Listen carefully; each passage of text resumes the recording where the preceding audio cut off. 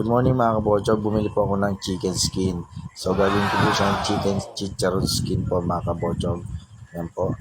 So mga kabotso, gagawa rin po tayo ng pinaka-sauce niya mga kabotso. Yan. Amazing! Yan po yung pinaka-sauce, haluin ng haluin. Pati yung chicken skin chicharon mga kabotso. So yan mga kabotso, tapos na po yung pinaka-sauce niya, ready to serve na.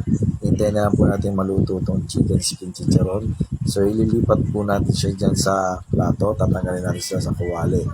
Papalamigin natin siya muna mga kabotso para tapos lulutuin po ulit natin siya para maging chicken skin chicharon na mga kabotso. Wow, sarap. So yun, ililipat po muna natin mga kabotso. So patuloyin po muna natin yung mga mantika niya kasi yan po ang gagamitin natin mamaya para prituhin po siya sa kumukulong mantika mga kabotso. So yun na mga kabotso, ito yung pinaka malapit na po siya matapos. Konting-konti na lang.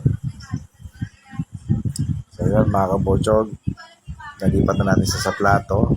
Ngayon naman po ang gagawin natin, ilalagay po natin siya sa kumukulong mantika mga kabotso.